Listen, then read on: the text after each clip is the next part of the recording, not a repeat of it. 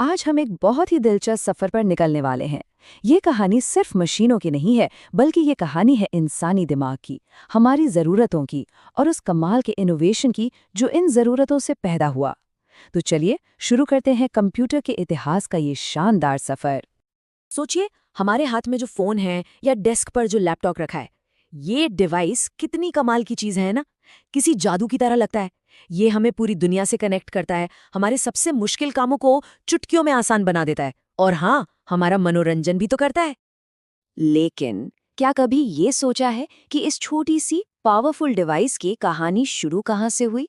और नहीं, इसकी शुरुआत किसी कमरे जितने बड़े कंप्यूटर से भी नहीं हुई थी। इसकी जड़ें तो बहुत बहुत पुरानी हैं। ये कहानी शुरू होती है इंसान की एक बहुत ही बेसिक, एक बहुत ही बुनियादी ज़रूरत से। और वो जरूरत थी गिनती करने की। जी हाँ, सिंपल काउंटिंग।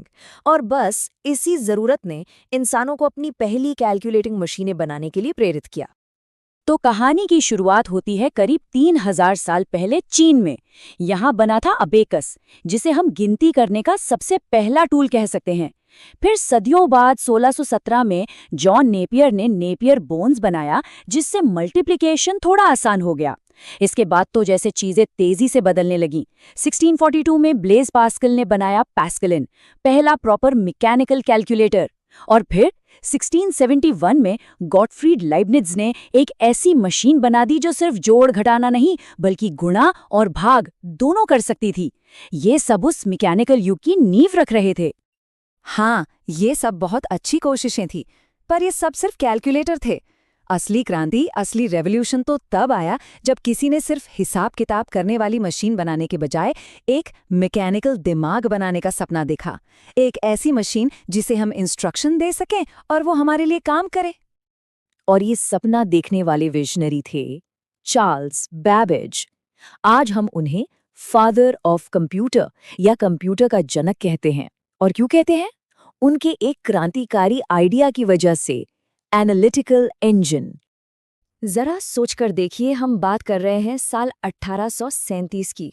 उस जमाने में बैबेज ने एक ऐसी मशीन का कॉन्सेप्ट तैयार किया था जिसमें वो 4 चीजें थीं जो आज हर कंप्यूटर में होती हैं।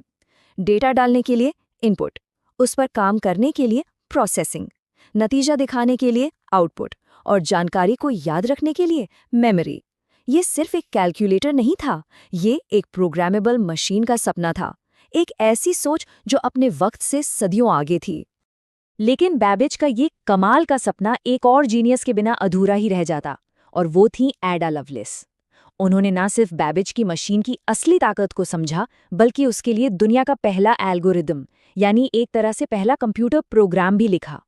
इसीलिए तो आज हम उन्हें दुनिया की पहली कंप्यूटर प्रोग्रामर मानते हैं।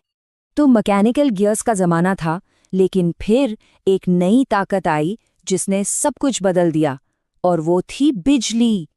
इलेक्ट्रिसिटी ने इस पूरी रेस की रफ्तार को कई गुना बढ़ा दिया। इस बदलाव को समझने के लिए 2 मशीनों को देखना जरूरी है। पहले 1944 में आया मार्क 1, जो बिजली और मैकेनिकल पार्ट्स का एक मिक्स था। लेकिन फिर सिर्फ 2 साल बाद 1946 में आया ENIAC। ये एक गेम चेंजर था। ये दुनिया का पहला पूरी तरह से इलेक्ट्रॉनिक डिजिटल कंप्यूटर था। हाँ, ये एक पूरे कमरे जितना बड़ा था और बिजली भी बहुत खाता था, लेकिन इसकी स्पीड हजारों गुना तेज थी। ये एक छोटी मोटी छलांग नहीं थी, ये एक क्रांतिकारी उछाल था। अब ENIAC के बाद तो डेवलपमेंट की रफ्तार जैसे रॉकेट की तरह बढ़ गई। तो इस तेज सफर को बेहतर तरीके से समझने के लिए इसे 5 पीढ़ियों या कहें कि 5 जनरेशंस में बांटा जाता है। अब जरा पहली और दूसरी पीढ़ी के बीच का फर्क देखिए। पहली पीढ़ी के कंप्यूटर चलते थे वैक्यूम ट्यूब्स पर। नतीजा, मशीनें बहुत बड़ी, कमरे के साइज की, धीमी और गर्मी तो इतनी पैदा करती थी कि पूछो मत। फिर आई दूसरी पीढ़ी और वैक्यूम ट्यूब की जगह ले ली ट्रांजिस्टर ने, और बस इसी एक बदलाव ने कंप्यूटर को छोटा, तेज और कहीं ज्यादा भरोसेमंद बना दिया। तो ये पूरा सफर टेक्नोलॉजी के बड़े बड़े बदलावों की कहानी है। पहली पीढ़ी में बड़े बड़े वैक्यूम ट्यूब्स, दूसरी में उनकी जगह आए छोटे ट्रांजिस्टर्स, फिर तीसरी पीढ़ी में हजारों ट्रांजिस्टर्स को एक छोटी सी चिप पर फिट कर दिया गया, जिसे हम कहते हैं IC। और फिर आई चौथी पीढ़ी, जिसमें माइक्रो प्रोसेसर ने पूरे के पूरे कंप्यूटर को ही एक चिप पर समेट दिया। इसी की वजह से डेस्कटॉप और लैपटॉप बने। और आज हम पांचवी पीढ़ी में जी रहे हैं, जो पूरी तरह से आर्टिफिशियल इंटेलिजेंस यानी एआई पर टिकी है। तो ये सारी कहानी हमें लेकर आती है आज के दौर में, उस दौर में जहां कंप्यूटर अब कोई अनोखी चीज नहीं बल्कि हमारी जिंदगी का एक जरूरी, एक अटूट हिस्सा बन चुका है। सोचकर देखिए, आज पढ़ाई लिखाई से लेकर अस्पतालों तक, बैंकिंग से लेकर हमारे एंटरटेनमेंट तक, क्या कोई ऐसी फील्ड है जहां कंप्यूटर का असर ना हो? शायद नहीं। उस पहले अबेकस से लेकर आज के सुपर कंप्यूटर तक का ये जो सफर है ना, इसने हमारी जिंदगी को वाकई पूरी तरह से बदल कर रख दिया है। और पता है सबसे रोमांचक बात क्या है? हम इतिहास के एक बहुत ही एक्साइटिंग मोड़ पर खड़े हैं।